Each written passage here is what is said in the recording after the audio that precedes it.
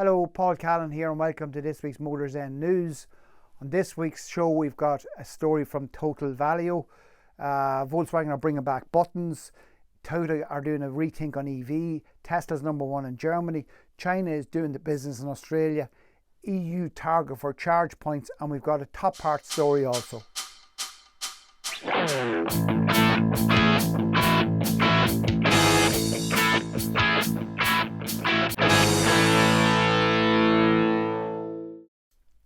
Total Energies and Value are joining together.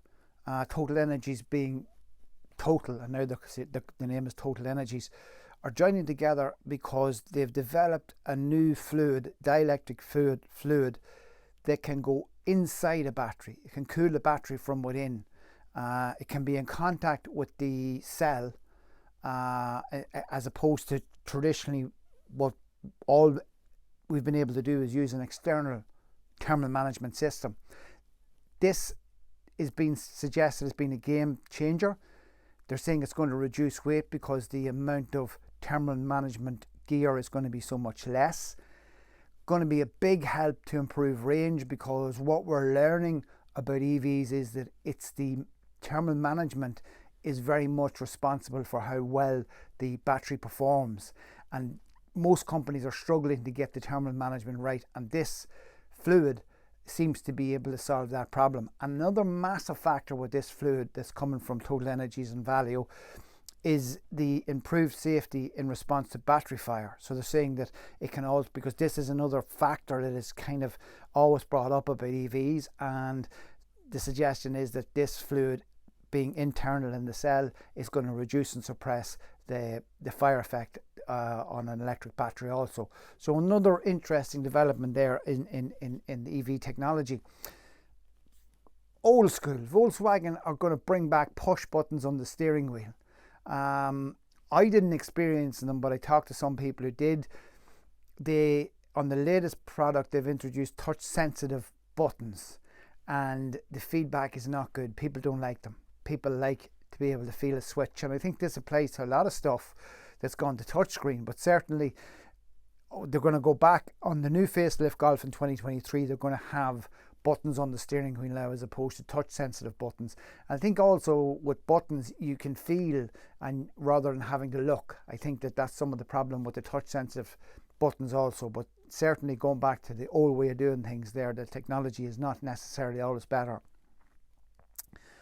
A few weeks ago, Akita Toyoda, the boss man at Toyota, the head honcho, came out defending hybrids as the way to go. And it's really interesting to listen to Toyota because they seem to be going off in all sorts of different directions.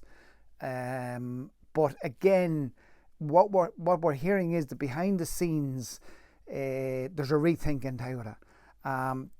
Toyota have been using a conventional ICE platform to develop its EVs, and from everything we can learn, it looks like that if you use a conventional internal combustion chassis platform, it's a lot more expensive to develop an EV on that. It seems to be that you have a lot more modifications. It doesn't work as well as a completely redesigned clean sheet platform purely for EV. Well, that's what Toyota are now suggesting they're going to do.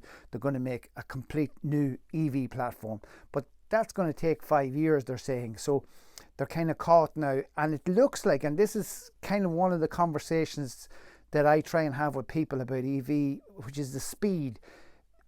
This article is saying that Toyota have miscalculated how popular EVs will become.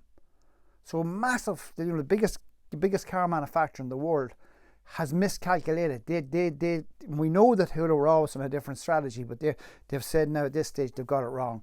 EVs are getting much more popular than they thought, and they've also miscalculated how fast the price of the battery is coming down. In the last 5 years, the price of the batteries come down so much, so it's forcing them to rethink their strategy on hybrids. And it looks like they're going to go off in a new direction and become more committed to EV. But also, one of the reasons I notice on why Toyota are kind of not such a big fan of EV is that Japan itself doesn't have that much electricity because of they're closing down a lot of their nuclear plants. So therefore, the availability of electricity is actually a problem in Japan, and I think this has been clouding their thinking in general as well. You've made it to the middle point again, so thanks for that. And if you could, please like, comment and subscribe. We got a few more comments there last weekend, and we appreciate that. Sometimes we feel we're talking to nobody, so it's nice to see some people give us some feedback on it. But yeah, give us the like, comment and subscribe, and hit that like button too, please. Thanks. Tesla topped the sales chart in Germany.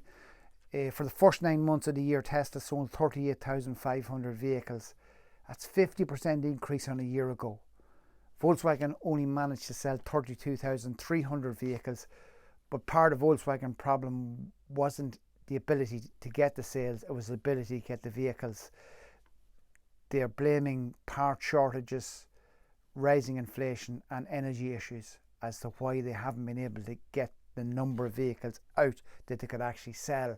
So it's debatable as to whether Tesla would be number one if Volkswagen was able to actually get the volumes out. But then again, Tesla has gone to Germany, built a new factory, and is able to churn out the vehicles. Volkswagen on the world scale and globally has increased its VV market share by 25%. So massive figures, massive increases we're seeing from all these companies. China is moving up the sales charts in Australia. Traditionally, the Australian market was British companies or American car companies for years. They were the people that did all the business in Australia and were the big sellers. Today, Japan, Thailand and China are the people that are taking the lion's share of the market. In 2018, Chinese vehicles were only taking 12th. They've gone massive up the scale now in Australia. And the one that's getting the most sales is MG, which we're seeing some of their products here, which is owned by SAIC in Great Wall. And also LDV, which is brought into Britain and Ireland by the Harris Group.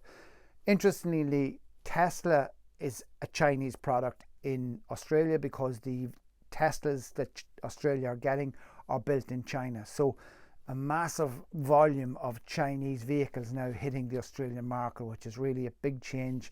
Traditionally it's been a Ford and Holden market, but Holden is non-existent now, and Ford is dwindling away also. So big changes there. EU is targeting to have a charging point every 60 kilometers. This is what they're setting out as goals for all European countries. Every 60 kilometers they want to have a charging along main EU roads. Hydrogen every 100 kilometers.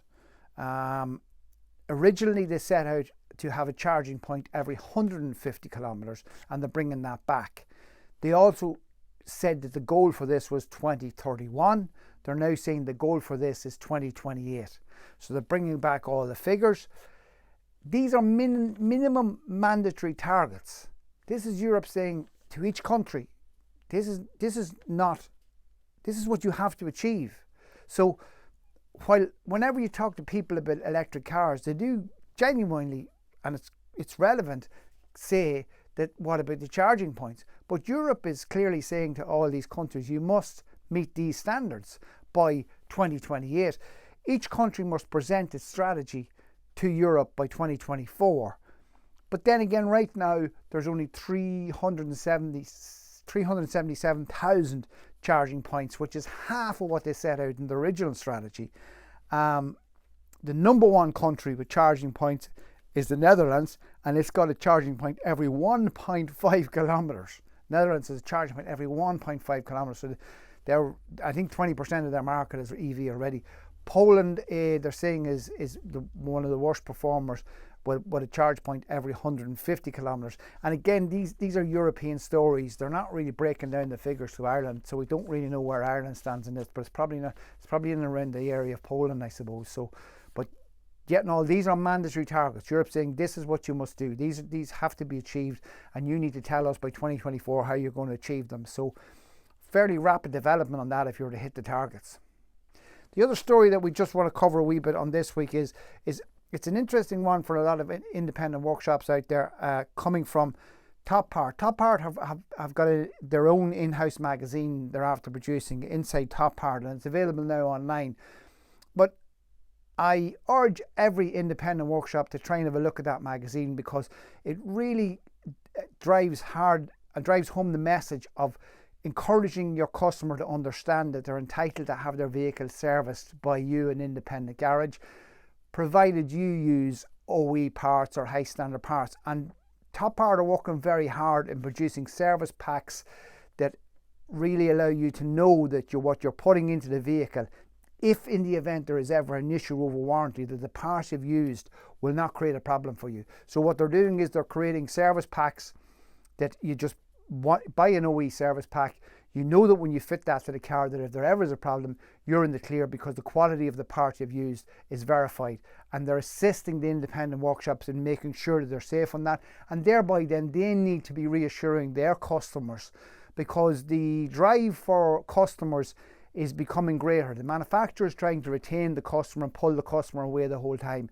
And I think if you get a chance to have a look at their magazine online, because they've got some very interesting stuff in there about assisting you to do this, along with some other strategies that they're developing as well. Yeah, thanks for tuning in. That's it for this week, and hopefully we'll touch base with you next week. And if you could, please like, comment and subscribe. Be a big help to us. Thanks for that.